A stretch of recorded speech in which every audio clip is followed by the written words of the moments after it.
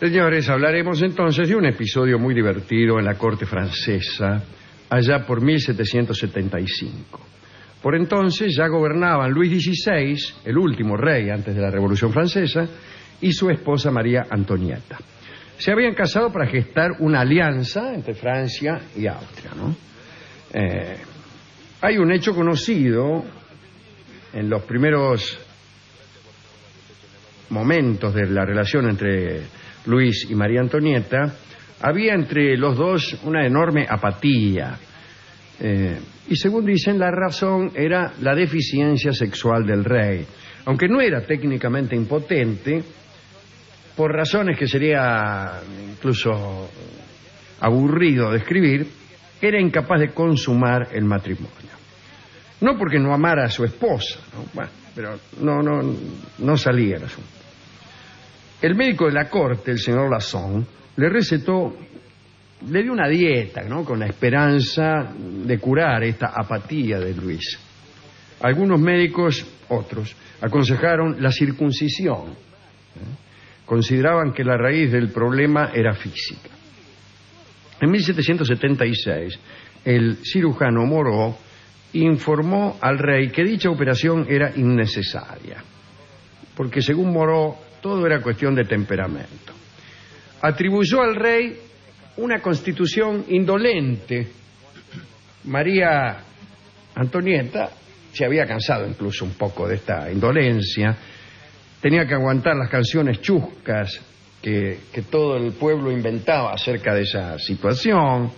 Nadie creía que ella fuera virgen, le inventaban docenas de amantes, etc. Y estos rumores crecían porque la reina incluso en cierto momento ya evitaba compartir la cama con el rey.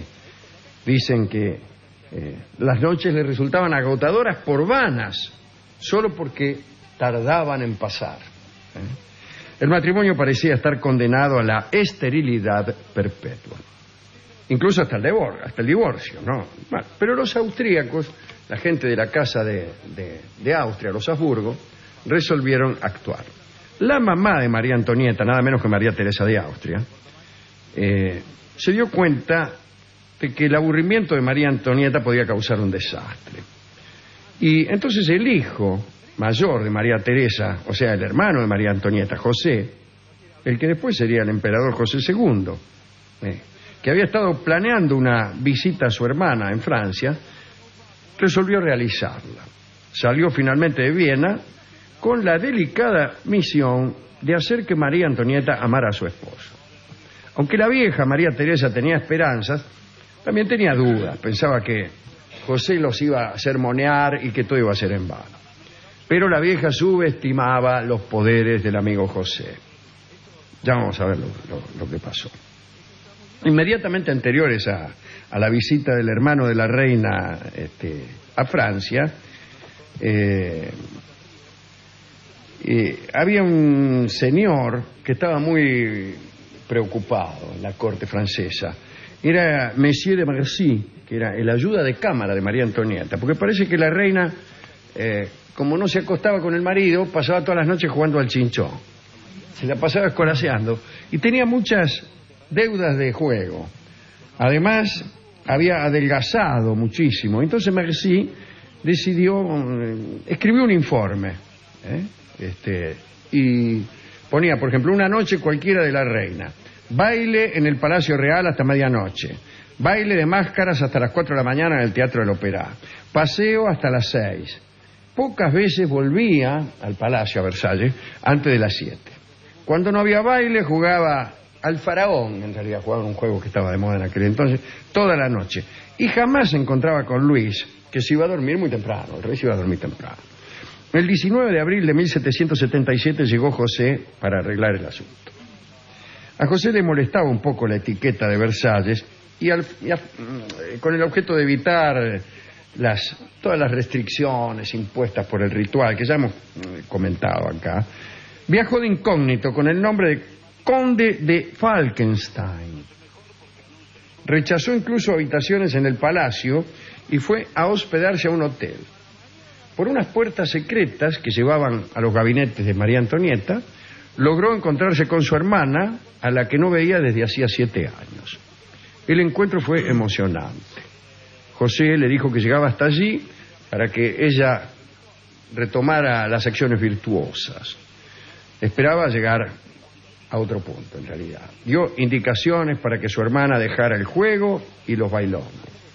Y en medio del sermón, María Antonieta le habló, entre llantos, de ciertos detalles relativos a su intimidad matrimonial y aseguró que esos detalles eran los que la llevaban a entregarse a otro tipo de diversión en los bailongos y en las timbas. Entonces, preocupado, José le preguntó si durante esos bailes se había entregado a otro hombre. Me lo preguntó directamente. Y sí. Y la reina juró que no. Entonces José escribió a Viena lo siguiente: demos gracias que no hay un bastardo en Francia que pueda arruinarlo todo. La reina conserva su virginidad, más por suerte que por virtud. Y anunció: pasaré algunas semanas aquí con mi tarea. Ahora bien, José era un amante muy eficaz y alentó a su hermana y al mismo rey de Francia a que le pidieran consejos sexuales. Y eso fue lo que hicieron la reina y el rey. José se convirtió en el confidente tanto de su hermana como de su cuñado. Escuchó, y no sin un poquito de jactancia, dio las más explícitas clases de educación sexual.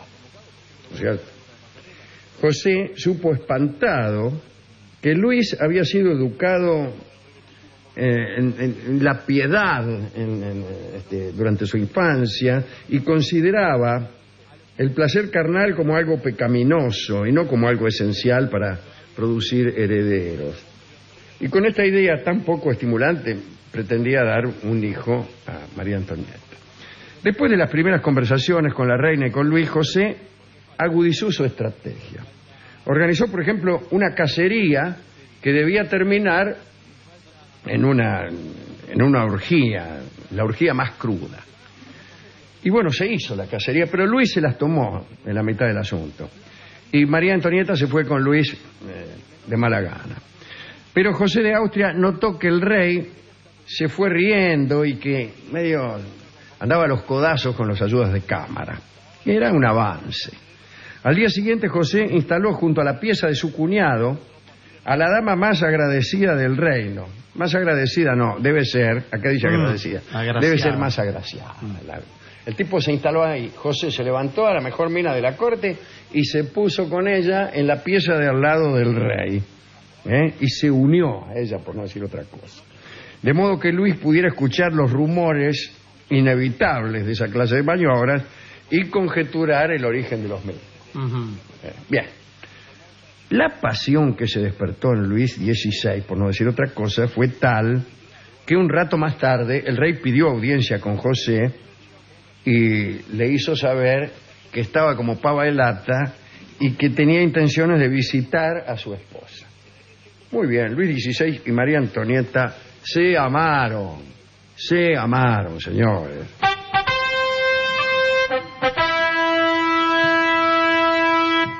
Cuando José se fue de Versalles en mayo de 1777, ya se había hecho amigo del rey y bueno, se fue orgulloso porque en realidad avergonzó a los sabios de la Facultad de Medicina de París. Contrariamente a lo que se ha difundido, no existe registro alguno que indique una operación de Luis XVI. Es seguro que María Antonieta debía la consumación de su matrimonio a la intervención del Imperio Austríaco bajo la persona de su hermano, ¿no?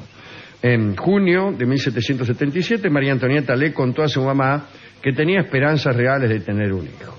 Y en agosto llegaron estas noticias a Viena y la reina escribió: estoy en el feliz estado tan esencial para mi vida. Mi matrimonio se consuma a diario. Bueno, siguiendo las órdenes de los médicos, hizo todo lo que tenía que hacer. Último detalle, adoptó María Antonieta una rutina más tranquila, nada de bailongos, nada de chinchón, pocas salidas nocturnas Y este es No tenía tiempo.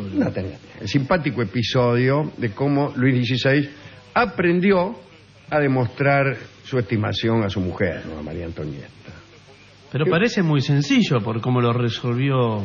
Sí, parece muy sencillo. Yo tenía entendido que no, que ciertamente hubo de circuncidarse este hombre, pero parece que no fue así, ¿no? La intervención de José, a quien dedicamos esto, ¿no? Claro que sí. Al amigo José, el famoso José, que le dio un consejo y se fue.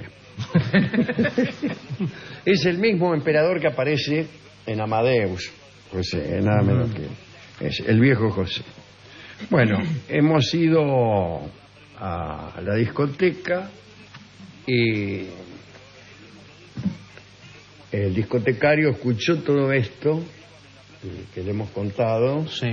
y me dijo que eso no era nada ¿Cómo que no era nada? comparado con los consejos que él mismo le había dado ¿A quién? a un sobrino de él, No. que era así, un sobrino muy joven, un estudiante que no tenía ningún conocimiento de los datos anatómicos esenciales para una sí, jornada sería amatoria, y él... Un sobrino sobrino del discotecario. Sí, un niño sería. Un joven. Y él le dio instrucciones, incluso le hizo unos dibujos para que supiera. Le anotó en una libretita, uno tal cosa, dos tal otra, y le hizo como unos dibujos. Bueno, no hay manera. Y dice, ¿El sobrino salió bien después? eso me lo debe a mí, dijo el discotecario. ¿Pero qué me lo debe a mí? Si además esto involucra una cuestión de Estado, no solo hay un tema de un matrimonio no consumado. Según el discotecario, eso no fue nada al lado de la intervención que él tuvo para salvar a su sobrino de jornadas infaustas. Bueno. Y entonces, en memoria de los amores de su sobrino, Sí. nos dio el disco Amores de Estudiante. Así que escucharemos la versión clásica de Carlos Gardel de este bello vals que se llama Amores de Estudiante.